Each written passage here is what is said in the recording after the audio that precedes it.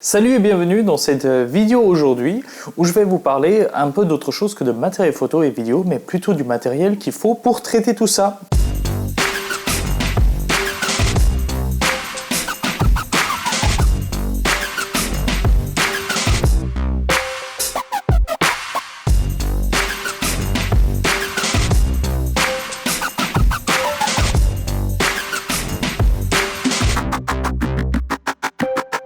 Donc vous l'avez bien compris, on va parler d'ordinateur aujourd'hui et pourquoi j'en parle? Parce que déjà j'ai pas fait de vidéo dessus et deuxièmement je viens de changer mon PC il y a 4 jours.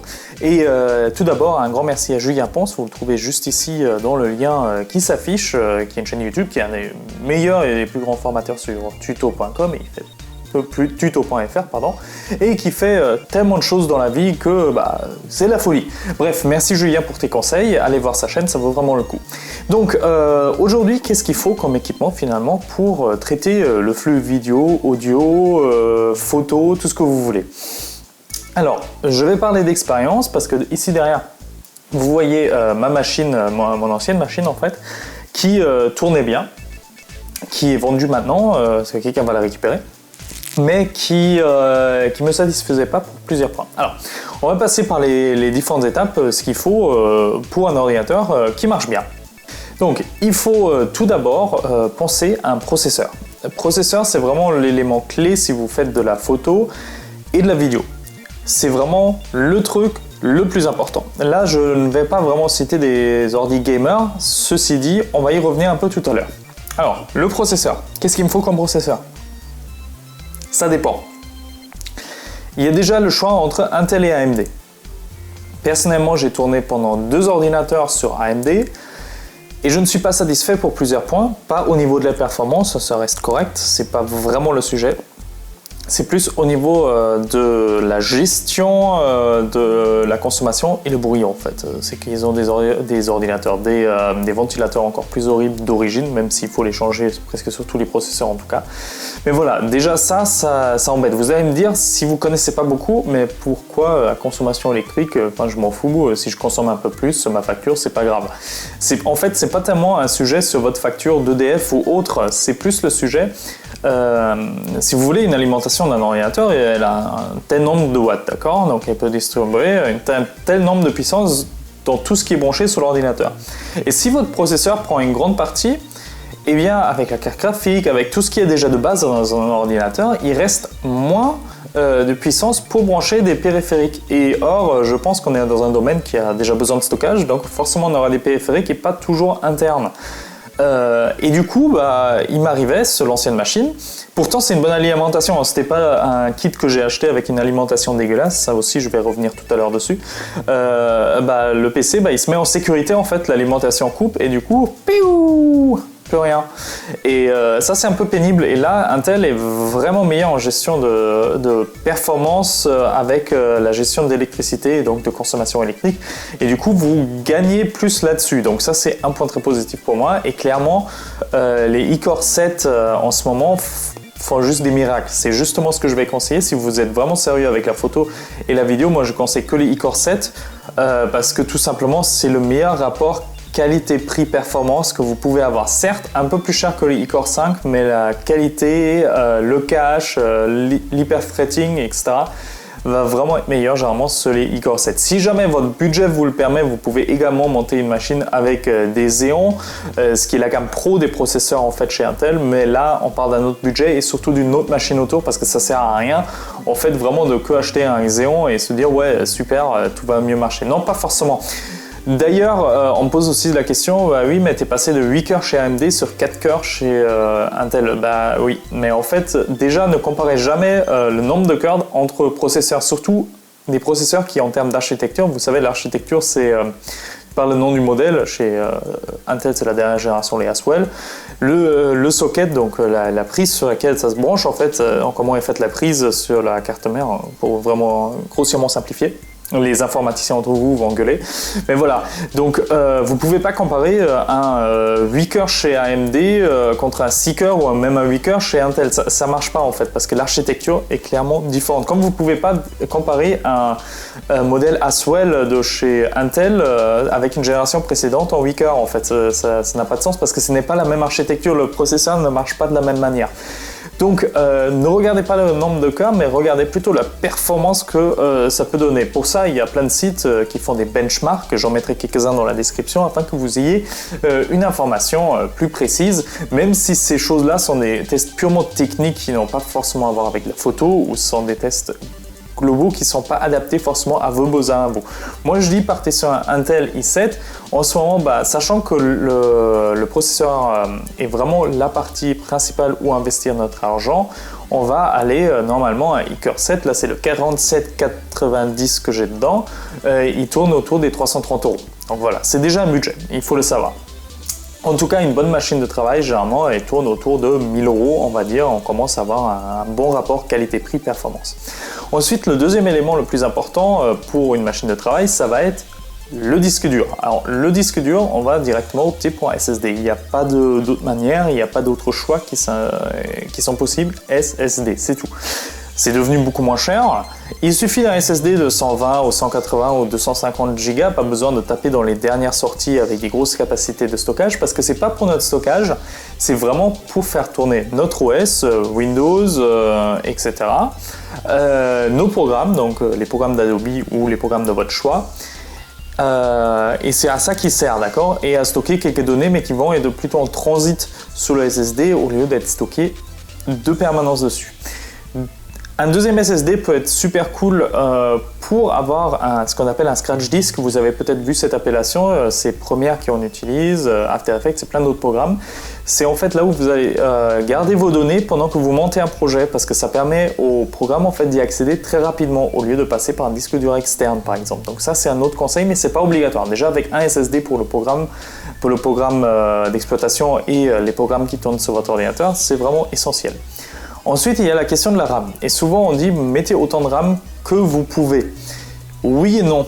Ça dépend ce que vous faites. Si vous êtes uniquement utilisateur Lightroom, 4 Go de RAM peuvent suffire. Oui, il y a beaucoup de gens qui sont choqués, mais 4 Go de RAM peuvent suffire. Bien sûr, si vous me dites j'ai un D810 de chez Nikon et puis je shoot plein de photos, mais je n'utilise que Lightroom, donc là 4 Go ça va peut-être un peu juste. Mais pour un utilisateur ordinaire qui shoot pas mal, mais voilà, qui n'a pas non plus des résolutions de taré, etc., du 4 Go peut largement suffire. Mais généralement, quand vous construisez un PC ou quand vous le laissez construire ou quand vous achetez une machine fixe, 8 Go c'est une bonne base. Après, honnêtement, en vidéo, je vous conseille de passer à 16 Go directement, voire 32. Ça peut sembler beaucoup, mais croyez-moi, les applications vidéo ou même Photoshop quand vous travaillez sur beaucoup de calques, c'est absolument vital d'avoir énormément de RAM disponible. Un autre point, la carte graphique. Alors la carte graphique, là, à nouveau, ça dépend de votre utilisation. Est-ce que vous utilisez uniquement Lightroom? Franchement, les cartes graphiques intégrées à Intel, ça suffira largement. Même si Lightroom 6 maintenant arrive à utiliser la carte graphique, c'est pas grand chose non plus, quoi. C'est pas la performance qui est doublée ou quoi que ce soit. Dans Photoshop, ça dépend de votre utilisation de Photoshop. Si vous utilisez les filtres qui utilisent la carte graphique, il faudra peut-être penser à passer à autre chose. Sinon, si c'est une utilisation plutôt basique de Photoshop, vous n'aurez pas besoin d'une carte graphique du tonnerre de Dieu. Par contre, Premiere Pro, After Effects, là il va falloir une carte graphique. Le conseil que Julien Ponce m'a donné et que je vais répéter, c'est une GTX 960 qui a un très bon rapport qualité-prix qui tourne autour des 230-240 € maintenant sur internet. 2 Go de mémoire vidéo, etc. Ça suffit largement. Au-dessus, vous avez la GTX 970 qui est encore meilleure et qui est en 4 Go de RAM vidéo. Ça dépend des montages, ça peut devenir très utile comme ça peut être simplement un peu trop en fait qu'on va pas vraiment les utiliser.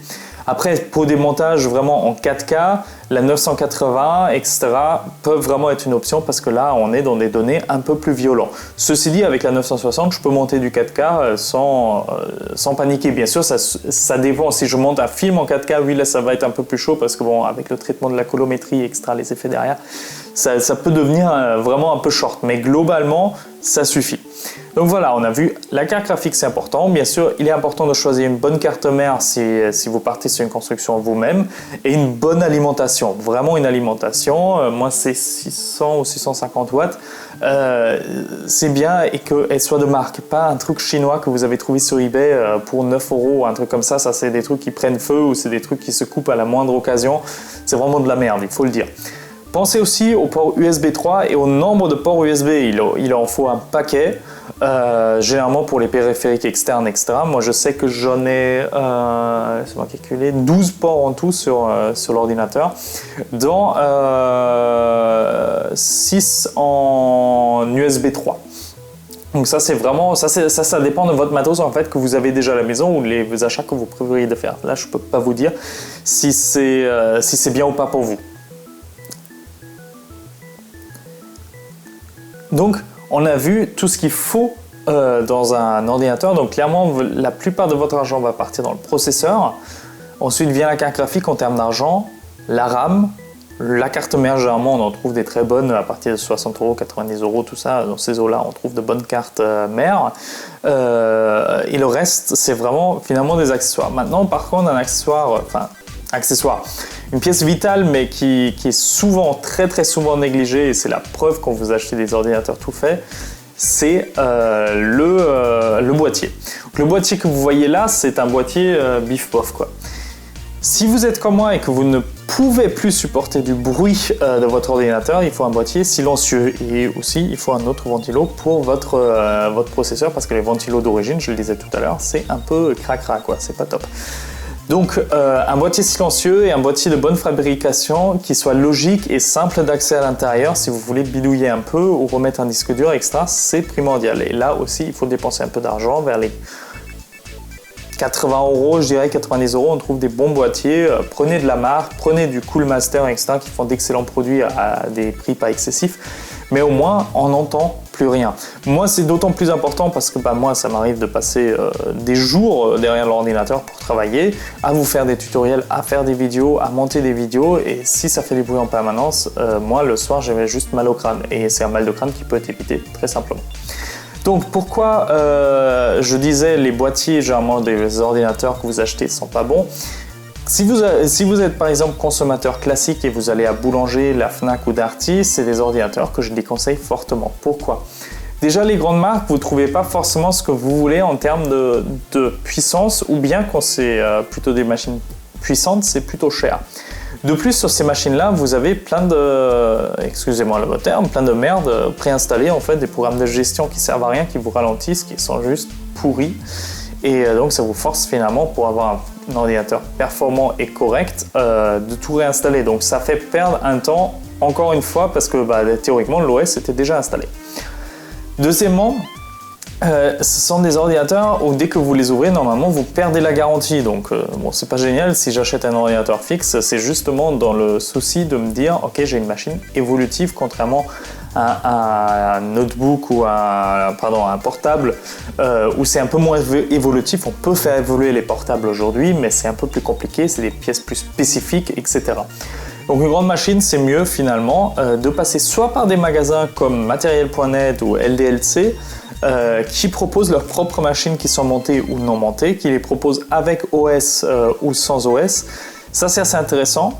Maintenant, là aussi, moi, je n'ai pas trouvé mon bonheur. J'en ai parlé aussi avec des collègues et qui m'ont conseillé des machines, qui m'ont dit voilà, ça c'est pas mal en termes de config, etc. Mais j'ai toujours pas eu le rapport qualité-prix-performance que je cherchais.